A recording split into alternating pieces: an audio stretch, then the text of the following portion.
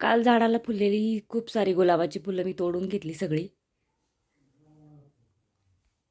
आणि गुलाब पाणी बनवलं. सकाळी मुलासाठी नाश्त्याला अंडा फ्राय बनवलं होतं. बॉईल अंडा म्हणजे अंडा मसाला.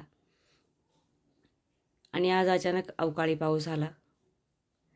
खूप आला नव्हता, थोडाच आला होता, पण ओलं करून गेला होता सगळीकडे. असं काही वातावरण झालं होतं संध्याकाळी. आज मुलीने केले होते मोमोज.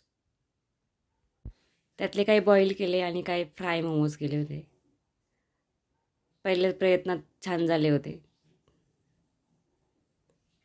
संध्याकाळच्या जेवणासाठी मटकीचा रस्सा आणि बाजरीची भाकरी बनवली होती. छान मोड आले होते मटकीला. चला भेटूया पुढच्या ब्लॉगमध्ये. तोपर्यंत बाय.